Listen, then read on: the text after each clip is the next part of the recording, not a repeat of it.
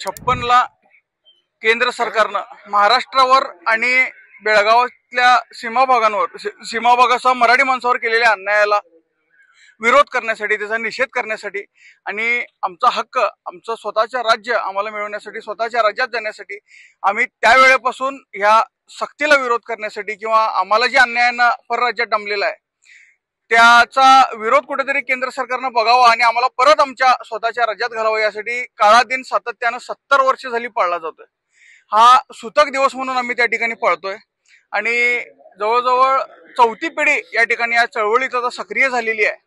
या चळवळीमध्ये अनेक पिढ्या त्या ठिकाणी खर्ची गेलेल्या आहेत, शेकडो हुतात्मे त्या ठिकाणी या महाराष्ट्राच्या निर्मितीसाठी झालेल्या आहेत। तरी अजूनपर्यंत आम्हाला न्याय मिळत नसेल तर न्यायाची अपेक्षा कुणाकडनं करावी हा प्रश्न खऱ्या अर्थाने सीमावासियांना पडतोय। वेगवेगळ्या पद्धतीनं इथं मराठी भाषा संपली जात असताना आमच्या भाषेचं रक्षण करण्याचा किंवा आम्हाला आमच्या भाषेत जगण्याचा अधिकार संविधानानं दिलेला असताना तो सुद्धा आमच्या मूलभूत सुविधा, आमचे मूलभूत अधिकार आम्हाला मिळत नाहीत तर मग इथं राहण्यात काही अर्थ नाही। ही प्रत्येक मराठी भाषिकाची भावना आहे। नाही, खऱ्या अर्थानं ह्या देशभरामध्ये लोकशाही, त्या ठिकाणी लोकशाहीवर हा देश चालतोय आणि कुणालाही कुठे येण्यासाठी बंदी घालणं हा काय इथं काही हुकुमशाही चालत नाही। त्यामुळं खऱ्या अर्थानं मी ह्या सरकारचा निषेध करतो। कुणालाही बंदी घालून तुम्ही मराठी माणसांच्या भावना त्या ठिकाणी अजून तीव्र करताय। प्रत्येकाला व्यक्त होण्याचा आणि कुठेही मोकळेपणाने फिरण्याचा धैर्यशील मान्य तर ते खासदार आहेत, ते ह्या देशाच्या सर्वोच्च सभागृहामध्ये त्या ठिकाणी असतात, त्यांना पूर्ण देशामध्ये वावरून कुठेही काम करण्याचा अधिकार आहे।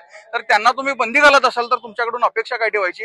आणि त्यामुळे सातत्यानं तुम्ही आम्हाला जाणवून देताय की तुम्ही आमचे नाही आहात, तुम्ही परराज्यातून आलेले आहेत, त्यामुळे आम्हाला आमच्या राज्यात घालावं, आमच्या भूमीसह घालावं अशी आमची खऱ्या अर्थानं मागणी आहे। नाही बघा, त्यांच्या राज्याचा उत्सव त्यांनी कसल्याही पद्धतीने कितीही मोठ्या प्रमाणात साजरा करावा त्याला आमचा विरोध असण्याचं कारण नाही। एक वेगळ्या पद्धतीचं चित्र त्या ठिकाणी उभं केलं जातंय। बेळगावातले मराठी माणसं कानडी भाषिकांना किंवा राज्योत्सवाला विरोध करतात म्हणून, पण त्यांना माहित नसेल 56 पासून काळा दिन पाळला जातोय आणि त्याच्या 20 वर्षानंतर राज्योत्सव चालू केलेला आहे। त्यामुळं जर आम्हाला विरोध करायचा असला असता तर आम्ही पहिलाच केला असता ना।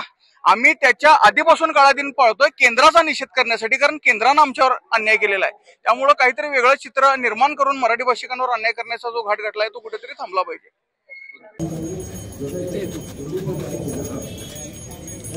संयुक्त महाराज झालाच पाहिजे। बेळगाव आमच्या हक्काचे, आई कुणाच्या बापाचे। बेळगाव, कारवार, निप्पाणी, बिदर, भालकीसह संयुक्त महाराज झालाच पाहिजे। अरे कोण म्हणतंय देत नाही, घेतल्याशिवाय राहत नाही। अन्यायानं कर्नाटकात डांबणाऱ्या केंद्र सरकारचा धिक्कार असो।